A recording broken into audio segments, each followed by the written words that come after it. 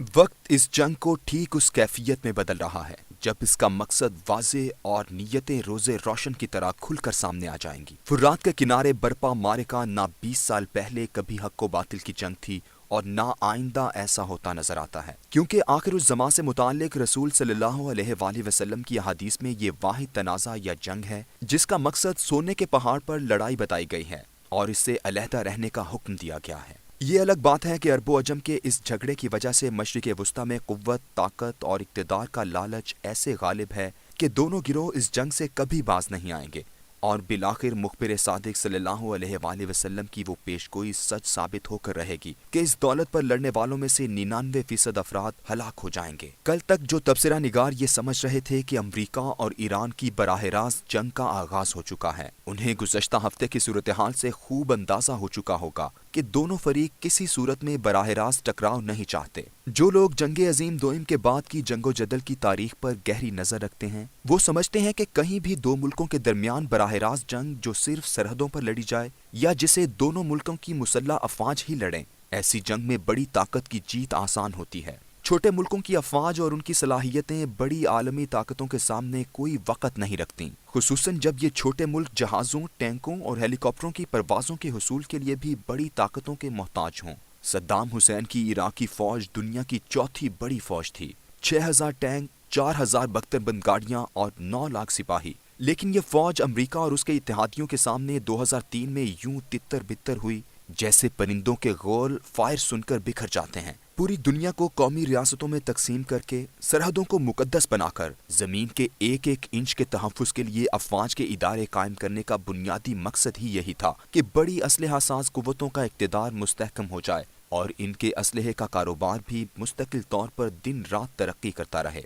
इस जंग में भी ईरान को बखूबी अंदाजा था कि अमरीका से बराह रास्त जंग उसके लिए फौरी तौर पर नुकसान का सौदा है और अमरीका भी ये जानता है कि ईरान किसी तौर पर भी उसके साथ बराह रास्त जंग की तरफ नहीं आएगा। लेकिन उसे ये मालूम था कि ईरान ने गुज़श्ता 20 सालों से एक मुतबादिल जंगी निज़ाम प्रॉक्सीज वज़ा कर रखा है जो पूरे मशरिक़ वुस्ता में बरसरे पैकार है। ये प्रॉक्सीज आज के दौर में किसी भी बड़ी ताकत को अपने मुल्क में जंग में शिकस्त दे सकती हैं। ऐसी जंगी हिकमत अमली को आज से 50 साल पहले तक गोरीला जंगजू कुव्वतें कहा जाता था। रूस और अमरीका के दरमियान जारी रहने वाली 40 साला सर्द जंग में वियतनाम और क्यूबा जैसे मुल्कों में यही गोरीला जंगजू ही थे जिन्होंने फतह हासिल की और अमरीका जैसी कुव्वत को शिकस्त दी।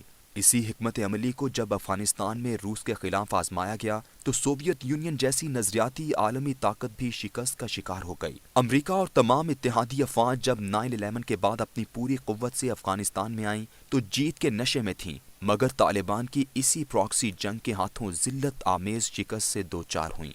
ईरान का मुतबादिल जंगी निज़ाम जो प्रॉक्सीज यानी गुरीला नुमा जिहादी तंजीमों पर बुनियाद रखता है, इसका नेटवर्क पूरे मशरिक़ वुस्ता में फैला हुआ है और ये बहुत मुनज़्ज़म है।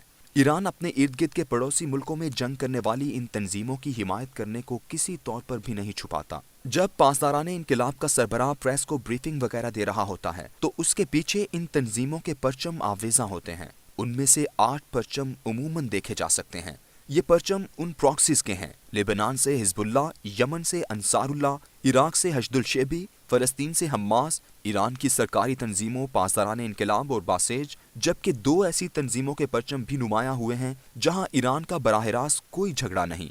एक पाकिस्तान से भर्ती होने वाले लेवाए ज़ैनबियों और दूसरी अफगानिस्तान से तैयार करदा लेवाए फातमियून हैं। लेकिन इन तमाम तंजीमों और इनके ज़ेर असर दीगर छोटे छोटे गिरोहों की लड़ाइयाँ भी खित्ते में ऐसी प्रॉक्सीज के साथ हैं जिनके बारे में ईरान का ये इल्ज़ाम है कि उन्हें सऊदी अरब और मुत्तहदा अरब अमारात या दीगर सुन्नी हुकूमतें मदद फराहम करती हैं। ईरानी प्रॉक्सीज के खिलाफ लड़ने वाले गिरोहों में बहुत से ऐसे हैं जो अरब इसराइल तनाज़े की कोख से पैदा हुए और आहिस्ता आहिस्ता अपने इलाकों और मुल्कों में मुसल्लह जिद्दोजहद की अलामत बनते गए। अख़वानुल मुस्लिमून से अल-कायदा और जबहतुल नुसरा तक इनकी एक तवील तारीख है। इनमें से हर कोई इस्लामी इनकलाब का दाई है, तागूत से लड़ने वाला है और अपने मुल्कों में कायम बादशाहों और आमरीयतों के खिलाफ भी बंदूक उठाता है और आलमी सतह पर अमरीका और दीगर ताकतों से भी लड़ रहा है। मशरिक़ वुस्ता में इनकी जंग बहुत ही गुंजलक हो चुकी है, बल्कि एक गोरख धंधा बन चुकी है। ईरान ने अपने मसलक के अफराद को मुनज़्ज़म करके लेबनान, यमन, बहरीन, शाम और इराक में प्रॉक्सीज मुनज़्ज़म की हैं।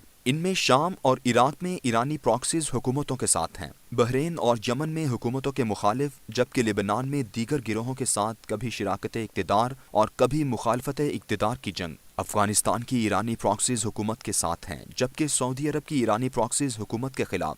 غرض پورا خطہ مسلک کے نام پر ایک بڑی کشمکش میں مبتلا ہے، ایک دوسرے کا خون بہا رہا ہے۔ سعودی عرب اور عراق کی حکومتیں امریکہ کے ساتھ ہیں تو شام کی حکومت کی پشت پر روس کھڑا ہے۔ عراق میں ایران کی پراکسی امریکہ کے ساتھ اور سعودی عرب اور یمن میں اس کی پراکسی امریکہ کے خلاف، لیکن ان سب کی جنگ کا اصل میدان وہی فرات کا کنارہ اور شام و عراق کی سلطنتیں ہیں۔ اس پورے خطے میں حکومتوں پر عوام کے حقیقی نمائندے نہیں، بلکہ عالمی طاقتوں کے گماشتے بزور قوت بیٹھے ہوئے ہیں۔ اس کے ساتھ ساتھ تیل کی دولت نے یہاں کے حکمرانوں کو عالمی طاقتوں کا شریک کاروبار بھی بنا دیا ہے۔ ہر حکمران کا مفاد امریکہ اور عالمی طاقتوں کے ساتھ مشترک ہے۔ تیل کا خزانہ یا سونے کا پہاڑ ہی وہ وجہ نزاع ہے جس کے حصول پر جنگ جاری ہے۔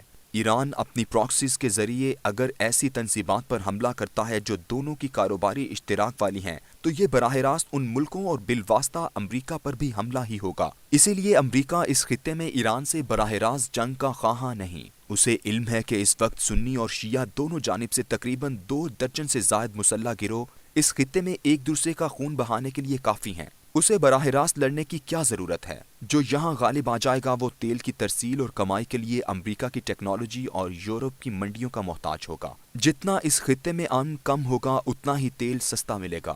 داعش کے تیل کے کنووں سے آدھی سے بھی کم قیمت پر تیل ملتا تھا۔